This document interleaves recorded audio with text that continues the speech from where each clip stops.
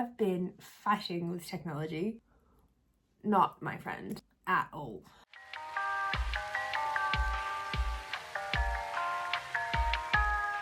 Well, hello, I'm Kristen, and today we are going to rank all of my reads from 2025, and we have 101 books to get through. I have watched these videos so many times. I think they're so much fun, and I'm very excited to be doing my own for the first time. I am doing this on the fly. I have not thought about where I'm going to rank these books. All I've done is put them in chronological order. Any of my friends will tell you that I am the most indecisive person in the world, so this will be interesting. I've got a cup of tea, I've got my laptop.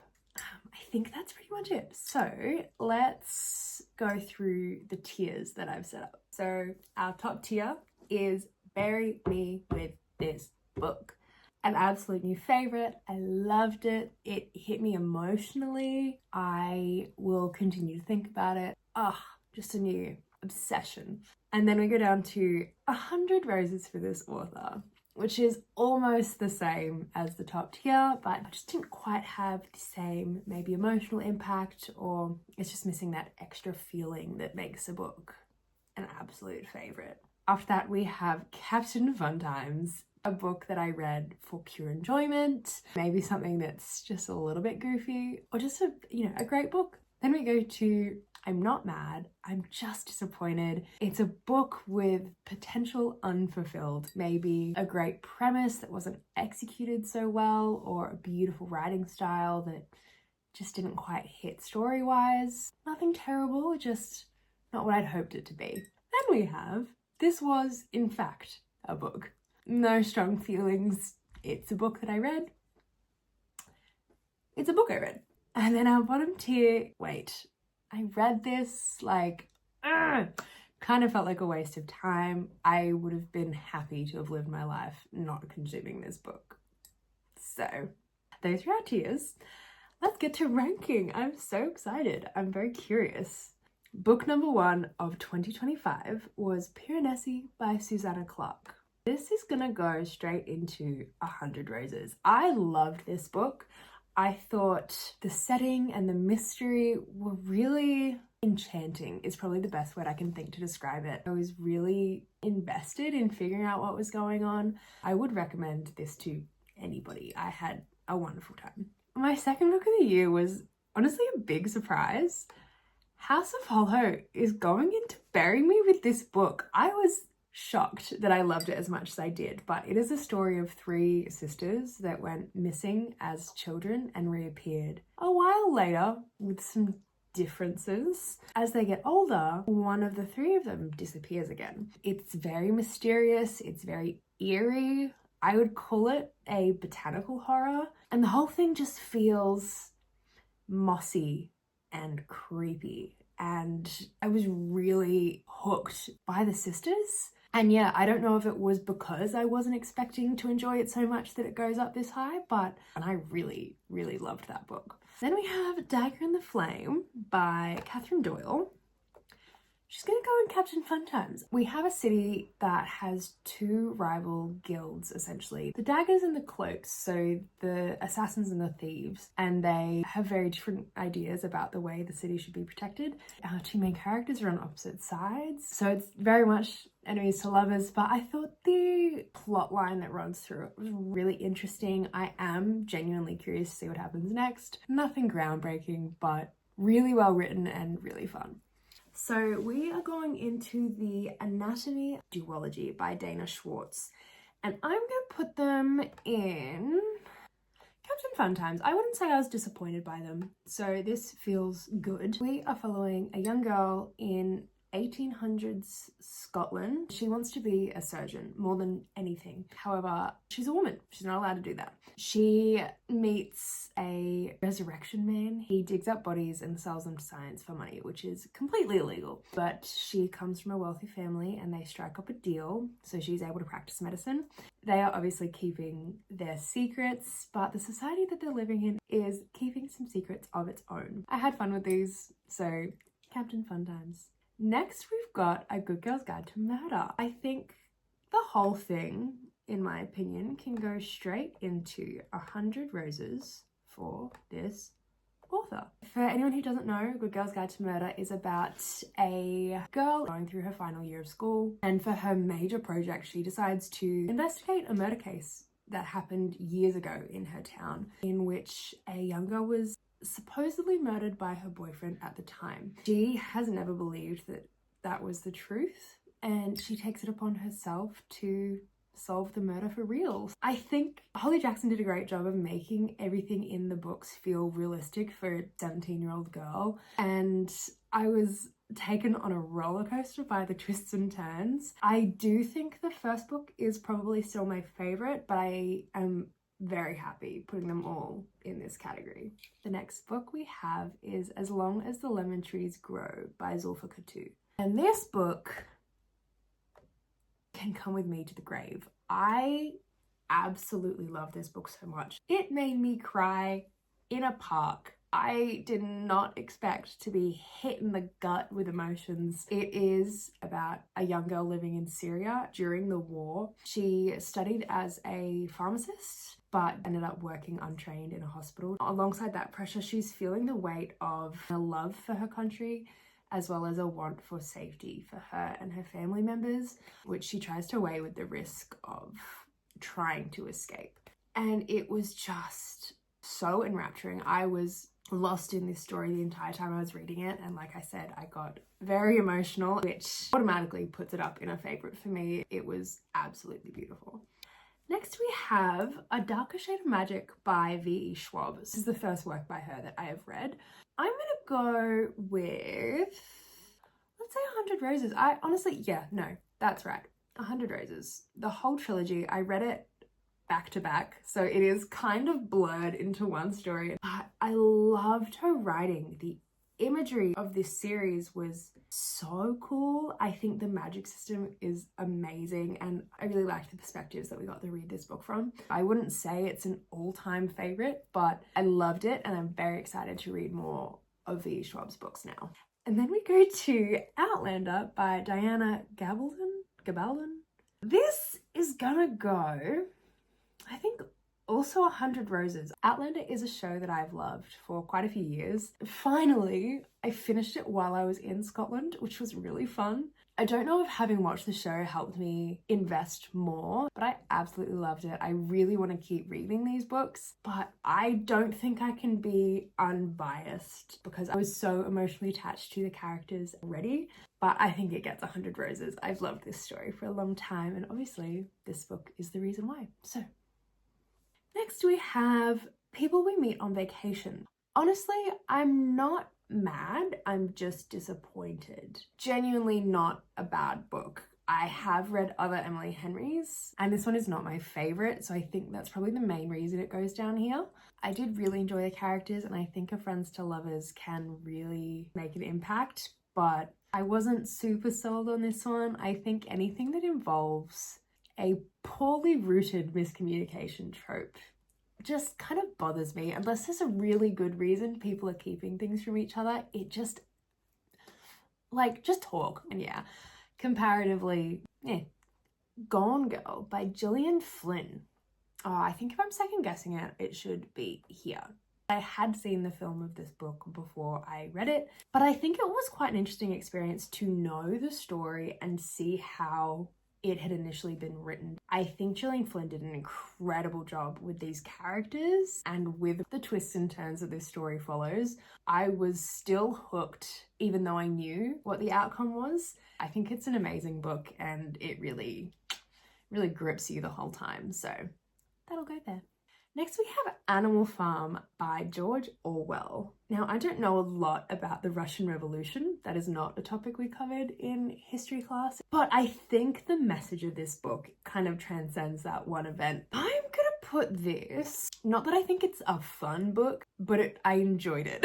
It is a story about a group of farm animals taking over the farm that they live on and becoming more and more sentient and more humanoid.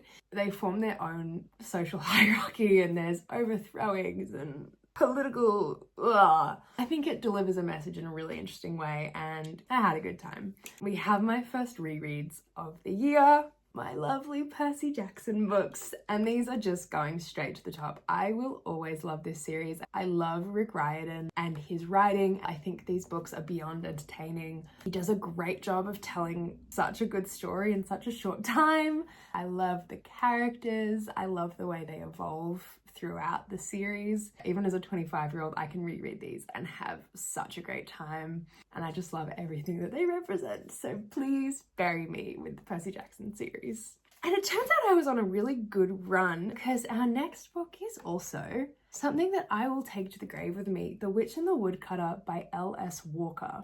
I thought I was going to be giving a biased review of this because it is an indie published book by one of my closest friends. I was reading it and I forgot that it was written by someone I know. I got so lost in this story, and I think it's genuinely such an important read. So The Witch and the Woodcutter follows our main character Bjorn, who lives by the rule of not getting involved. It's set in a fictional version of the United Kingdom, which is being rampaged by a witch hunting frenzy. However, this book is decidedly not a fantasy. These women are not witches, they are just being persecuted. We follow Bjorn and his decision to not get involved until he finds himself face to face with a young woman who is about to be executed, and he does get involved. Honestly, if anyone is interested in this, which I beg you to be, go and read the foreword, because that alone is really, really impactful. This is a story of female rage, of religious control, explored with such nuance, and it is all linked with a really interesting story of really interesting characters who are learning about themselves and more about the world around them. And oh, I get goosebumps just thinking about this. I was in tears by the end of it. I think I cried in a restaurant. Oh, please read this book. And the end of this absolutely amazing streak we're on is Sunrise on the Reaping by Suzanne Collins, my queen of all queens. Please bury me with this book. This hurt me. I am a Hunger Games fan until I die. I think so many of the topics that it discusses are so relevant, which is terrifying. The Sunrise on the Reaping follows Haymitch, and I loved getting the background of his story. I've heard some people saying that this book is just fan service, and honestly, if it is, I am a fan. I am happy to be served this incredible addition to the Hunger Games world. Straight afterwards, I reread The Ballad of Songbirds and Snakes, and this one, I think Suzanne Collins deserves 1,000 roses, but this one is just not as much of a favorite of mine. I think it's a great insight into President Snow and his history. I just don't feel the emotional attachment that I do to the other 4 books. So slightly lower, but still fantastic. Such an interesting character to be in the mind of. All right, next we have The Invocations by Crystal Sutherland. And I think I'm going to put this one in 100 Roses as well. We are following 3 young women who all have a different connection to the occult. And when women with similar connections start turning up dead, their paths cross and they end up trying to get to the bottom of it. And I was along for the ride. There was some really emotional storylines in this and a lot of creepy horror elements.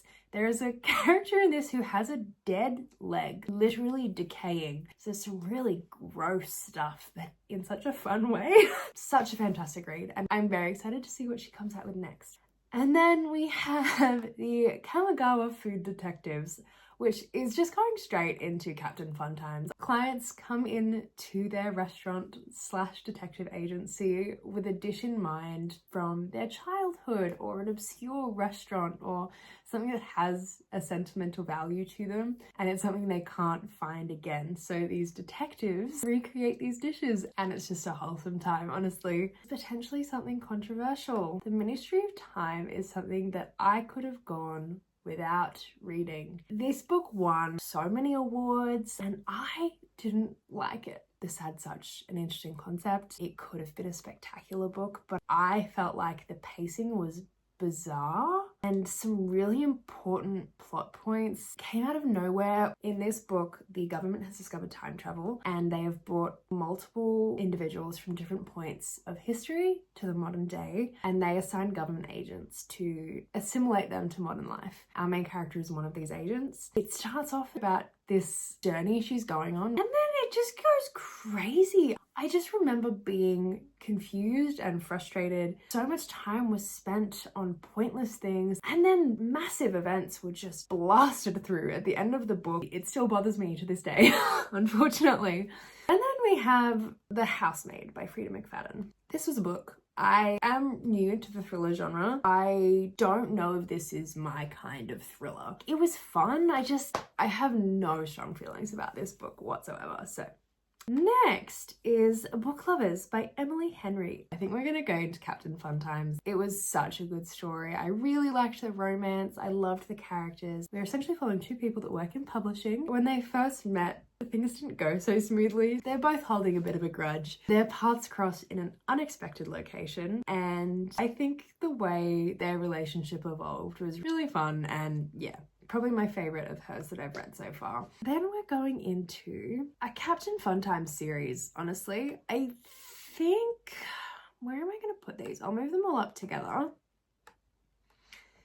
I think I'm just going to pop the last one down into a little bit of disappointment. We are following a young woman who wants to be a forensic scientist. We have her and another protege of her uncle. They have some fun banter. I'll leave it at that. The first book is set in London during the Jack the Ripper phenomenon. I think the mystery elements were really nicely done. I would say I definitely like the first three more.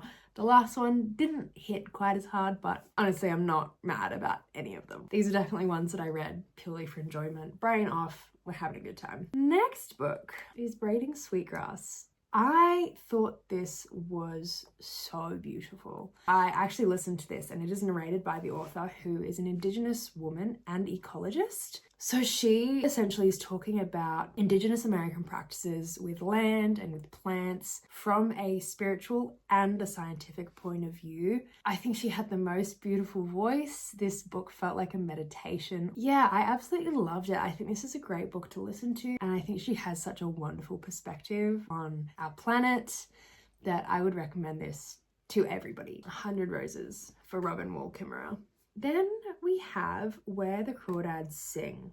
I'm going for roses here as well. I think the story of our main character in this is just so gut-wrenching. I couldn't help but feel a sense of care for her. She comes from a poor family. She grows up really isolated, and she ends up under suspicion for some events that have taken place. And we're following as she struggles to maintain her way of life despite what people think of her, essentially. I just really wanted her to be happy. So 100 Roses. The next book I read is going to go in the same category, actually. So we have Tom Lake by Anne Patchett. Oh, wrong way. It follows a woman who is telling the story of her teenage years and young adulthood to her daughters. So we have a dual timeline. It's got the kind of excitement of these girls realizing that their parents are people in their own right, and I felt like I was being told a story by someone I care about. It kind of felt like a warm hug. So yeah, Tom Lake. And then we're gonna go into The Night She Disappeared by Lisa Jewell. I think this book is gonna go into Captain Fun Times. This is a mystery thriller. Our main character has a daughter with a young son. She and her partner go out one night, leaving baby with grandma, and the couple never come home. The twists were interesting. The end was potentially a little bit far-fetched. It was good. I don't have a lot to compare it to, so I feel good about putting it here. Next we have Ariadne by Jennifer Saint, and I'm gonna put this in 100 Roses. The emotions that she went through were just infectious, honestly. There were so many betrayals, and it felt frustrating in the best way. And by the end of the book, I was mad on her behalf. I love Jennifer Saint's writing. I think the way she retells these myths is so beautiful. And yeah, I just really loved it. Next, we have Murder on the Orient Express by Agatha Christie. This was in fact a book. I would say that I'm not mad and this was a book, and not necessarily one above the other. They're just very different sentiments. I do not think this was bad. Potentially the language kept me feeling a little bit separate from the story, but I do remember thinking that Poirot was just very funny. He was a ridiculous little man. It's not really stuck with me in any particular way. It was a good book, but it was just a book. Oh, okay, I'm gonna be insufferable for a second. The next trilogy was a reread. We're just gonna shuffle it up a little bit. Bury me with this trilogy. Cassandra Clare has done some strange things, but writing The Infernal Devices is something I will be grateful for forever. I have so much love for these books. I had never seen a love triangle well done until I read The Infernal Devices. And the reason is, a love triangle should involve love on all sides. Otherwise it's just an angle. These two hate each other and this person is loved by both. This book has 3 characters who love each other so much in whatever way. I feel emotional just thinking about it. I love these characters. Our main character, Tessa, is an American and ends up following her brother to London. However, when she arrives, she is immediately abducted by 2 strange women and her life takes the craziest turn. It is a Shadowhunters novel, so the people that come to her rescue are obviously some Shadowhunters. I love the period setting, love the descriptions of buildings and the outfits. Everything about it is so magical to me. I will love this trilogy until the day I die. So when that happens, bury them with me, please. My next book was This Is How You Lose the Time War. It's definitely not a plot-heavy book. The thing that really sells this is the most beautiful lyrical prose. We have Red and Blue, 2 agents on opposite sides of a war that is spanning time and space. And it's very timey-wimey, warped, confusing. We're reading their correspondence, just seeing this relationship between the 2 of them evolve. It's just written so incredibly beautifully. I think they both deserve roses aplenty. Next, we've got Tomorrow and Tomorrow and Tomorrow. I am gonna put this book in I'm Not Mad by any means. I did really like it. I was disappointed in the sense that it just didn't hit me the way I wanted it to. I think expectation may have killed this book. The next trilogy that I read was the Deadly Education series by Naomi Novik. And this is gonna go, I'm not mad, I'm just disappointed. We are following our main character who is angry at the world and everyone in it. Students go into this magical school called the Scholomance and they don't leave for 4 years. They're learning about all different branches of magic and they're trying to survive a school that is trying to kill them, essentially. I really liked the way this world evolved through the trilogy. I think there's a lot of growth within the characters. I just think the voice was a bit more juvenile than I expected it to be. It hits a certain kind of book craving, so not bad by any means, just not quite the Captain Fun Times I could have hoped.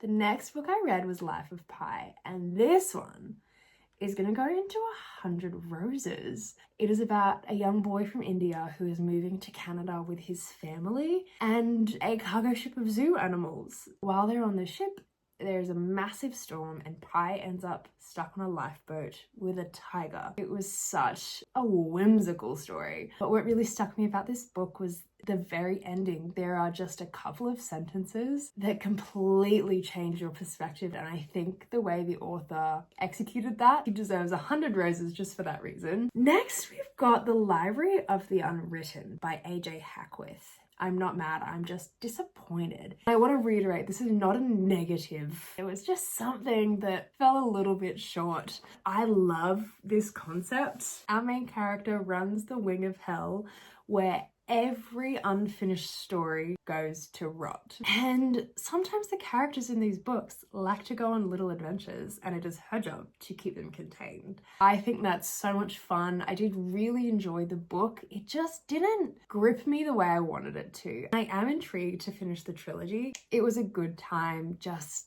not quite what I was hoping for. The Starless Sea by Erin Morgenstern. This one puts something addictive in her books. The prose is just beyond enchanting. This book felt like magic. I was really locked in to the mystery of the plot, but mostly just the imagery and this magical, mystical world that she created was so addictive. I just wanted to keep reading. She can have as many roses as she wants. A book that has stuck with me is The Martian by Andy Weir. This book can be buried with me. I loved this book. I laughed out loud. This book was funny. I was so invested. The Martian is about Mark Watney, who is a botanist on a mission to Mars with his crew until devastation takes place and he gets stranded on Mars alone. And the whole book is following his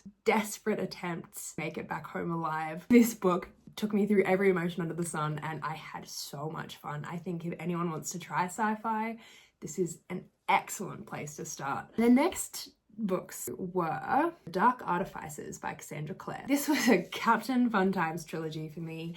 I do not have critical high standards of the Cassandra Clare books. I'm just going in to have a fun time, and that's exactly what it gave me. The later in the chronology that you read, you get more and more cameos from old characters that we have known and loved, which is always fun. I had a great time with this trilogy. Captain Fun Times all round. Then we've got Lessons in Chemistry by Bonnie Garmus. I'm going to put this in Captain Fun Times as well. I really enjoyed this book. I think it gave me exactly what I wanted. It was sadder than I expected. There's that element of female rage again. Our main character is a chemist in the 1950s. She is blunt and academic and definitely not a people person, but she's so driven. I loved following her and I was just rooting for her the whole time. I think the ending is very satisfying. So yeah, a great book. We have The Metamorphosis by Franz Kafka. This was in fact a book. It's a book about a man who turns into a cockroach. I don't know what else to say. There's obviously a deeper meaning here, but I just laugh when I think about it. There is a point where our cockroach man main character gets an apple stuck in his back, and I think it stays there forever. I read it as an allegory for illness or even mental illness and how you can be of use to the people around you and what that looks like when you stop being useful. I am very glad that I read it, but he turns into a bug. The next book that I read was Drive Your Plow Over the Bones of the Dead. You Can Bury Me With It. I really loved this book, following an old woman in Poland. She's kind of grumpy. She's the most likable angry grandma kind of energy. She lives in this remote area, a small community, and people start turning up dead. That's all I'm going to say. Something about it just really affected me. I loved our main character. She was really stubborn in the very best way. She just had her ideals. This woman kicks butt. I've thought about it multiple times since I read it. And the next series was the Cinder series by Marissa Meyer. This is something I've had on my shelf since I was a teenager. Captain Fun Times. It is a YA sci-fi fantasy kind of series. So we have our main books, then a prequel novella and a short story collection. The way she twisted these classic fairy tales into the world that she was creating, I think was done really well. There are cyborgs in this world. There is a disease that is ravaging a kingdom. There's so many elements that I think it was political and emotional and very character driven in a really fun way. I was pleasantly surprised by my reading experience. If you want to have fun and fairy tale retellings interest you, I think it's definitely a good place to start. Nothing too deep, but I had a good time. The next book that I read was Wuthering Heights. I'm mad that I read this.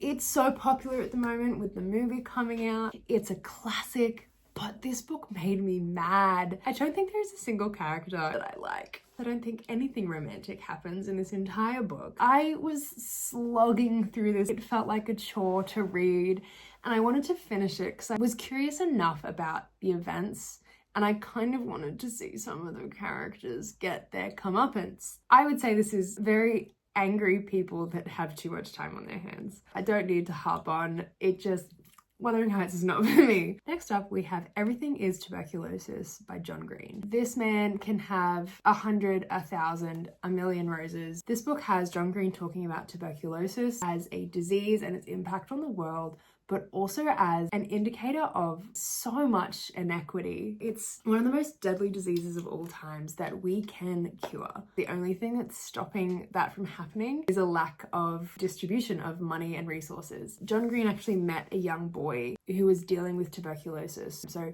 we see the disease through his eyes, through a scientific lens, and through John Green as an intellectual. It was so interesting. I really didn't know half of the stuff that was in this book, and it made me angry. I think it's a really great listen.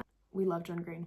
The next book I read is a collection of speeches by Greta Thunberg. Everything she says is so valuable. It just doesn't need to be formatted into a book. You can probably read the first speech and that's it. It's just a very repetitive collection, and I don't think it needs to exist. She needs to exist. All of these speeches were very important. This format is completely unnecessary. After that, we had Eleanor Oliphant is Completely Fine. 100 Roses. I was so pleasantly surprised by our main character. This book felt like you were going through it with her. She has such a neurodivergent view of the world. She's very antisocial, very pragmatic, and she was just such a fascinating person to be in the mind of. The whole book, there is this hope that she's holding on to, this image in her mind about what her life will be, and then reality comes crashing down around her, and I wanted to give her a hug.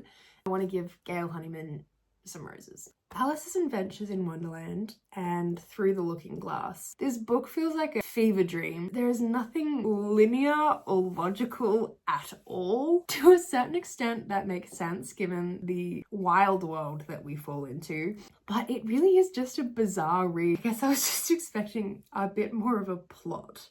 After that, I read The Haunting of Hill House, and I know what this book's downfall was. I watched the series. The emotion that brings out in me is immense, and the book is not strictly related. We are following a couple of characters who are brought on board by a scientist to come and stay in a haunted house for research purposes, and we just watch the way the house affects them all differently. We are reading the book from the eyes of a narrator that ends up seeming quite unreliable. Very interesting. I liked the way she put all the pieces together, but it didn't do anything crazy for me. And then we have another classic, The Great Gatsby. This was a book. I don't think this is the classic that is meant for me. I don't have any strong feelings about the American dream.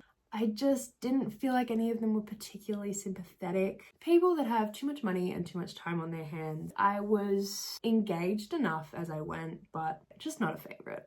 We have The Final Empire by Brandon Sanderson, and he will be getting 100 roses from me. I really enjoyed this book. It's not a perfect book to me, but I read this and I knew I would love what I was in for. We are following a number of characters in an empire that is under a very totalitarian rule, and a group of people are going to dire straits to try and change things. I think Brandon Sanderson built a crazy cool magic system in this world. I think he set up such an interesting political landscape. Obviously, he's very well loved, and I'm just excited to see where it's going. The next book is called Goodbye Ramona by Montserrat Roig. So this is following 3 women in the same family in different generations named Ramona as the political landscape of Catalonia and Barcelona is in turmoil. Women's places in the world are ever evolving. And I think it was a really beautiful story. My main issue was that the voices of these 3 characters didn't feel entirely different to me. I don't think the distinguishing factors between the perspectives were strong enough, so I didn't always know where I was. I think that really limited the emotional impact. I felt frustrated with myself because I knew it was something I could have loved, and I wasn't sure if it was me or the book. Very well could have been me. My brain could have been malfunctioning. I just really wanted something more from it. After that, I read Praxis by Faye Weldon. This book is not a fun time. I want to say that now. This book was something I really enjoyed. This is a story following a young woman through her absolutely tumultuous life. Who she is as a person from the beginning of the novel to the end is worlds apart. And I just thought she was so interesting. It feels feminist, it feels angry, it feels emotional. I just wanted to know more. It had me turning the pages so eagerly. I did not have a fun time, but that's where it lands. And the next book is also not a fun time. I listened to The Radium Girls. This is about dial painters in the early 1900s painting watch faces and clocks with radium. Young women were brought into these factories and taught to put these brushes covered in deadly chemicals between their lips to get detailed paintings. And everyone told them what they were doing was safe until women started dying the most drawn out, horrific deaths. I've put this in this book gets 100 roses. I had a visceral reaction. Absolutely heartbreaking. The most unbelievable tale of resilience and selflessness and fighting for the people that come after us. I thought it was amazing. 100 roses to this author, please. And I'm gonna say the same for the next book, Prima Facie, following a young woman who works as a barrister. In her law career, she has covered all sorts of cases, including a lot of cases where women have been taken advantage of. She thought that the system she worked in did its job correctly, until the tables turn, she is violated in the most extreme way, and the system that she has given her life to is not as fair as she thought it was. It was hard to read, so please check trigger warnings, but I think it is a very important read. It just, oof. Yeah. The next one on the list is Blind Willow Sleeping Woman. This was a book. I don't know if it's the translation or if it's the writing style. This is the only Murakami that I've read, so I can't say for sure. I just didn't feel much about these short stories. This is a collection. Maybe one or two made me think or made me feel, but it was just a bit of a bizarre read, to be honest. I don't know if there's a meaning that I missed. He had some really beautiful prose. I will definitely try more of his writing, so that's a curiosity. The next book we have is Hamnet by Maggie O'Farrell. I don't think I can quite say that I want to be buried with this book. Hamnet is broadly the story of Shakespeare, but we actually follow the woman that was his wife and their children. We have this raw, earthly woman who is just fighting for better. She has her claws into the world and she's holding on for dear life.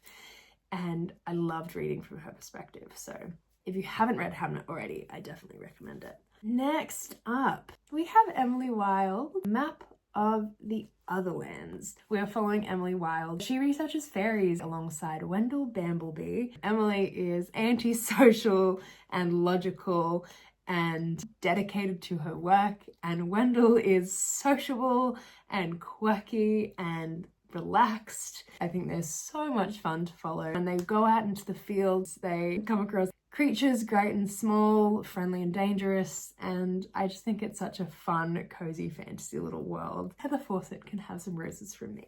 The next book I liked. I'm just disappointed.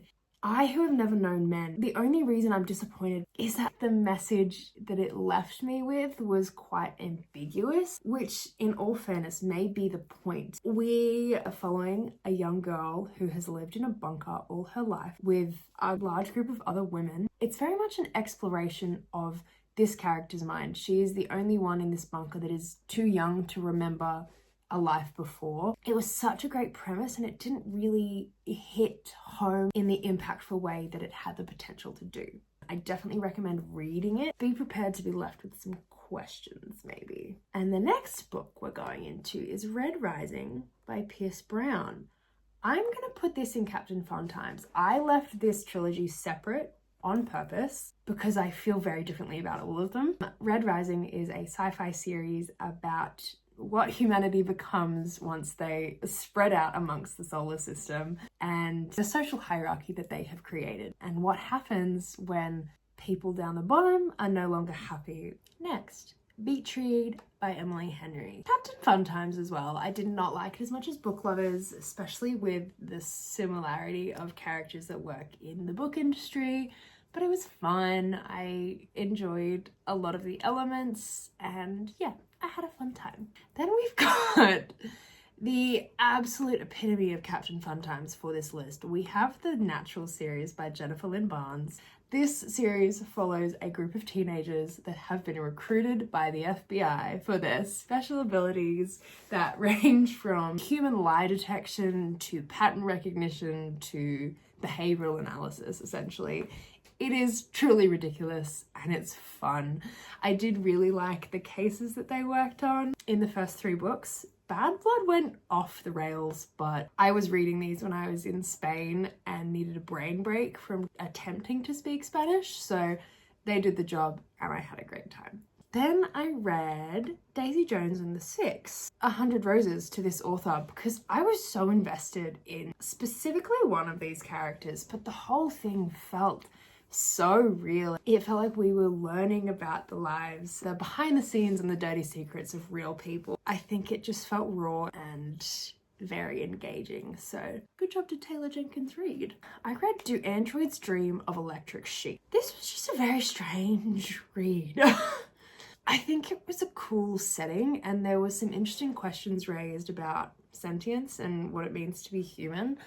But overall, it didn't really stick with me all that much. It was a book.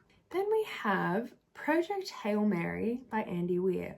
I did not like this quite as much as I liked The Martian, but I still absolutely loved it. It follows an astronaut who wakes up on a ship with absolutely no memory of how he got there. I loved the way we started to uncover the memories of our protagonist. A very large part of this book was something I did not expect at all, but I had so much fun with. Andy Weir keeps me so entertained. Again, laugh out loud funny at some points of this book, which is so much fun. Then we got into the second Red Rising book, Golden Sun, and this one was a step above the first. It's going into 100 Roses. I liked this so much more than the first book. It just felt richer and broader and more important. Just a great sequel that really kept improving. Then Daphne du Maurier with Rebecca. I loved this book. It's one of my favorite classics that I've read in the last year or so. It just felt rich and I loved the way the mystery that lay behind this whole story just crept into every element. And the ending left me thinking as well. I think the whole atmosphere of this book was really enticing, I would say. I had a great time. And then number 3 in the Red Rising series, Morning Star. Bury me with this book. Oh my God.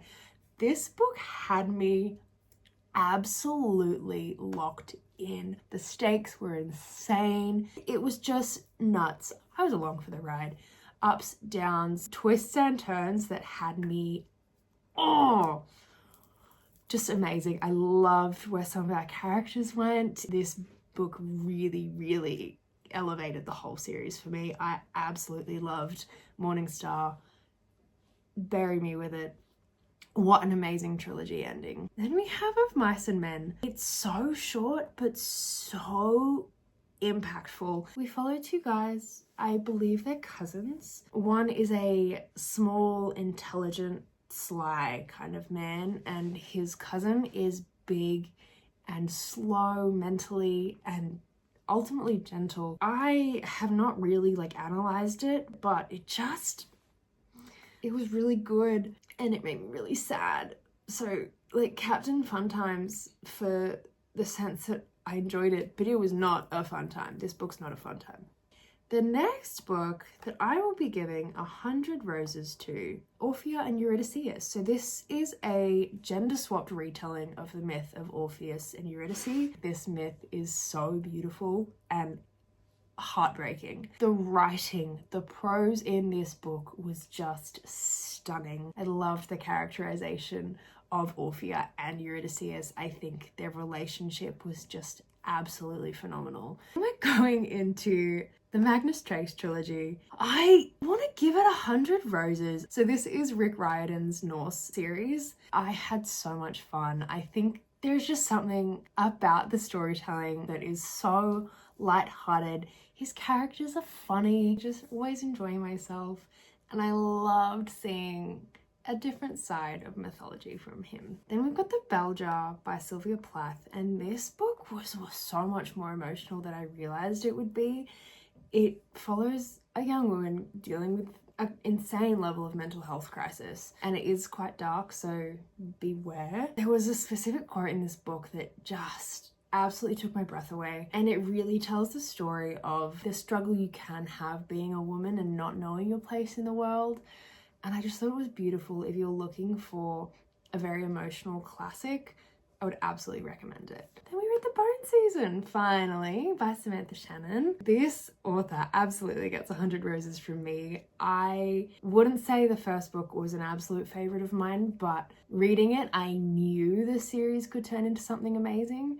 And now that I've read more of them, I can confirm. If you read the first one and weren't sold, please keep going. This is a fantasy series about a dystopian world where people have psychic abilities. Some people have psychic abilities and they are persecuted by the current government. I really enjoyed and I've loved keeping going with the series, so absolutely 100 roses. And my final book of 2025 was The Lights of Prague. This is just gonna go into Captain Fun Times. I loved the imagery of the Czech Republic. One main character is a lamplighter, which is a secret group that aim to protect the streets of Prague from the Piewicas, which are essentially vampires that also roam the streets. There are a lot of folklore elements that I thought were really well done, and it was a unique system of fantasy. I really liked Nicole Jarvis's writing. It was a really nice way to wrap up my year of reading. So this is our final tier list. How exciting! I definitely had a good reading year. I had some amazing books. I just love being in any book. I'll have fun